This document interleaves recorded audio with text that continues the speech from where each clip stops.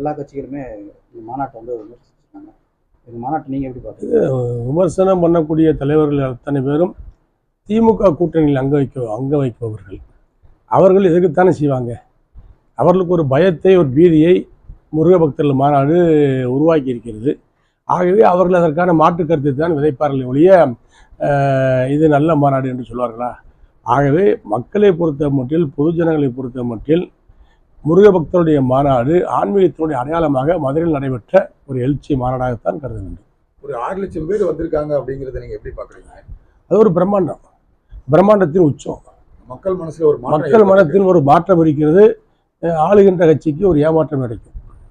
அதிமுக மீது அக்கறை கொண்டு திருமாவளவன் நீங்க பிஜேபியில போயிருக்க கூடாதுன்னு சொல்லிட்டு வந்தவரு பிஜேபி கூட்டணியில இருக்கிறதுனாலதான் என்னால உள்ள போக முடியாத நிலைமை இருக்கு அப்படிங்கிறத சொல்லியிருக்காரு. இதை எப்படி பாக்குறீங்க? அதில் அரசியலில் சூட்சமமான கருத்துக்கள் இருக்கும், சில உண்மையான கருத்துக்கள் இருக்கும். ஆனால் ஒன்று மட்டும் உறுதி, திருமாவளவன் சொல்லக்கூடிய கருத்துக்கள் அவருடைய உள்ளத்தின் அடித்தளத்திலிருந்து வரக்கூடிய கருத்துக்கள். திமுக கட்சியோடு அவர் மனதளவில் உறவை முறித்து கொண்டார், பெயரளவில் உறவு வைத்திருக்கின்றார். இதுதான் உண்மை.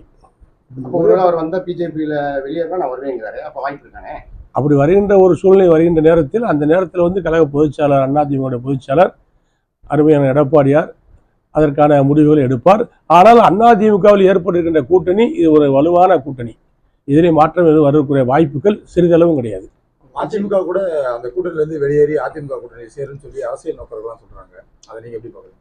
நீங்க மதிமுக மட்டும் கிடையாது, விடுதலை சிறுத்தைகள், மதிமுக, வேல்முருகன் கட்சி, வாழ்வுரிமை கட்சி, மார்க்சிஸ்ட் கம்யூனிஸ்ட் கட்சி, இந்திய கம்யூனிஸ்ட் கட்சி, எல்லா கூட்டணி கட்சிகளும் காங்கிரஸ் வரைக்கும், தேசிய காங்கிரஸ் வரைக்கும் இன்னைக்கு வந்து திமுக தலைமை மீது, கட்சி மீது அதிருப்தியில் இருக்கின்றதற்கு அடையாளமாகத்தான் எங்களுக்கு அதிக சீட்டு வேண்டும், எங்களால் தான் நீங்கள் ஆட்சிக்கு வந்தீர்கள், பலனடைந்தீர்கள், பக்குவப்பட்டீர்கள், பலன்களை அனுபவித்து வருவீர்கள், ஆனால் உங்களுக்கு உறுதுணையாக இருந்த எங்களுக்கு எந்த விதமான லாபமும் இல்லை, நாங்கள் கொடுத்த கோரிக்கைகளையும் நிறைவேற்றவில்லை, நீங்கள் சொன்ன கோரிக்கைகளையும் நிறைவேற்றவில்லை. ஆகவே வந்து இந்த முறை நாங்கள் தேர்தலில் அதிக சீட்டுகளை கேட்போம், பெறுவோம் என்ற ஒரு கண்டிஷனை போடுகிறார்கள் என்று சொன்னால் அங்கே ஒரு பூகம்பம் எழுகிறது என்றுதானே அர்த்தம்.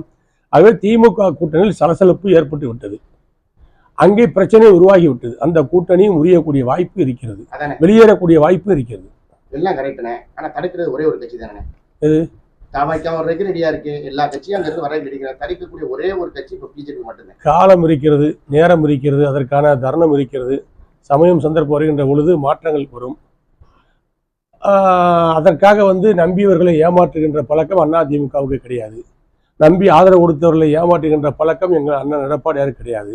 ஆகவே வந்து வருகின்றவர்கள் எங்களோடு உறவு வைத்துக் கொள்ளலாம், எங்களோடு கூட்டணி வைத்துக் கொள்ளலாம். அதை அதிமுகவுடைய தொண்டர்கள் முழு மனதோடு ஏற்றுக்கொள்வார்கள். காலத்தின் சூழ்நிலை, திமுகவை எதிர்க்கின்ற கட்சிகள், திமுக ஆட்சி வரக்கூடாது என்று எண்ணுகின்ற கட்சிகள், திமுக ஆட்சியை வீட்டுக்கு அனுப்ப வேண்டும் என்று எண்ணுகின்ற கட்சிகள் எல்லாம் அதிமுகவுடைய தலைமை ஏற்க வேண்டிய காலம், சூழ்நிலை, சந்தர்ப்பம் வந்து கொண்டிருக்கிறது. அதிமுக பொதுச் செயலாளர் பற்றி தவறான விமர்சனம் பண்ணி ஒரு கேலி சித்திரம் பண்ண ஒண்ணு டிஆர்பி ராஜா மீது அனைத்து காவல் நிலையம் புகார் கொடுத்திருக்காங்க. மேற்கு மாவட்ட சார்பாக நீங்க எதுவும் புகார் கொடுத்திருக்கீங்க? நாங்கள் புகார் கொடுத்திருக்கோம். மாவட்ட கழக சார்பாக, மாவட்ட வழக்கறிஞர் சார்பாக, மாவட்ட ஐடிவிங் சார்பாக புகார் அளித்திருக்கின்றோம். நடவடிக்கை எடுக்க சொல்லி மாவட்ட கண்காணிப்பாளரிடத்தில் வேண்டுகோள் வைத்திருக்கின்றோம். ஒரு லூசுத்தனமான வேலையை லூசு பள்ளி செஞ்சுருக்காங்க. ஏன்னா இதுபோல் வந்து கார்ட்டூன்களை நாங்களும் திமுக தலைவர் மீது போட ஆரம்பிச்சு சொன்னால் திமுக தலைவர்கள் நிம்மதியாக இருக்க முடியாது. எங்கள் வாயிலிருந்து வரக்கூடிய வார்த்தையெல்லாம் வெடிகுண்டாத்தான் வரும்.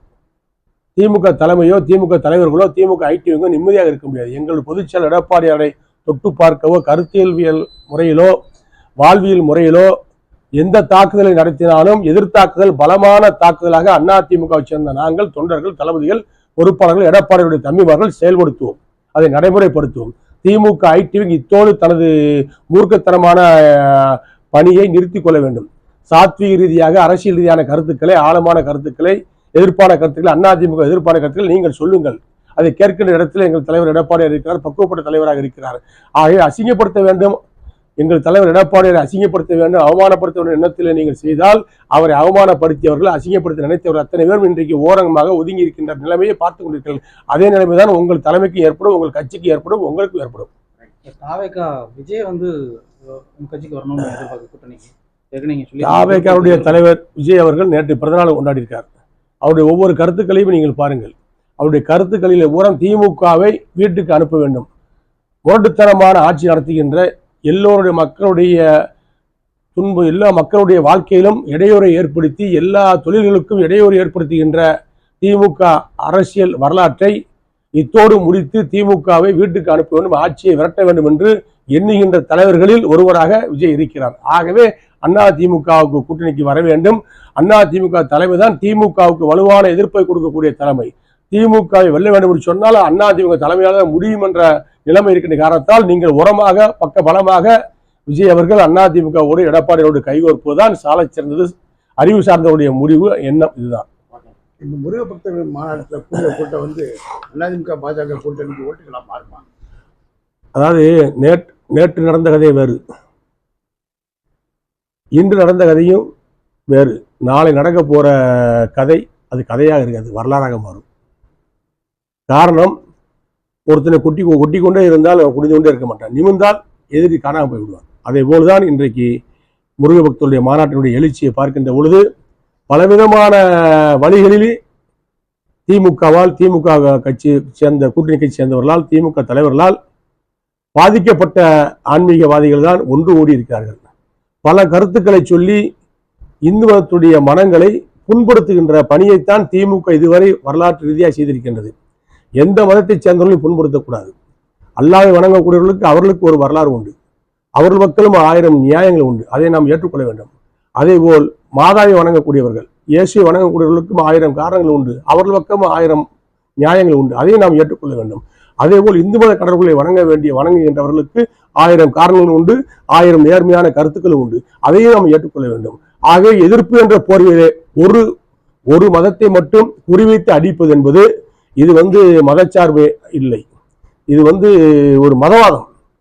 ஒருத்தருக்கு கண்ணிலே வெண்ணையும் ஒரு கண்ணிலே அனலையும் வைத்தால் எப்படி இருக்குமோ அதே போலதான் திமுக அரசு நடந்து கொண்டிருக்கிறது.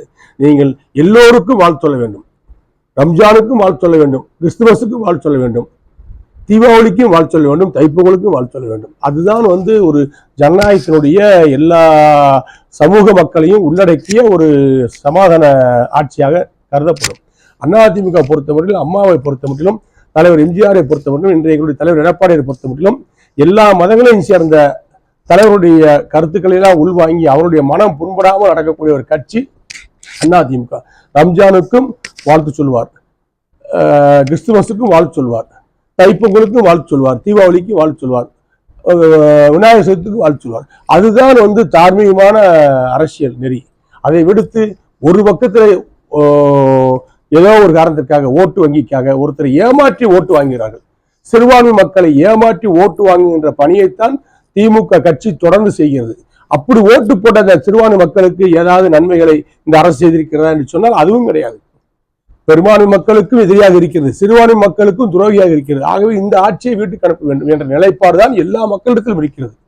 ஆகவே எல்லா சமுதாயங்கள், எல்லா மதங்களைச் சேர்ந்தவர்களும், எல்லா கடவுளையும் பின்பற்றக்கூடியவர்கள், வணங்கக்கூடியவர்களை ஒருங்கிணைந்த ஒரு ஆட்சி வேண்டும் என்று சொன்னால் அது ஒரு ஆன்மீக ஆட்சி, அதிமுக ஆட்சி, எடப்பாடி ஆட்சி வர வேண்டும், எடப்பாடியிடம் முதலமைச்சராக வர வேண்டும். முருகபக்தர் மாநாட்டில் அந்த திராவிட கழகத்தை சொல்லுங்க.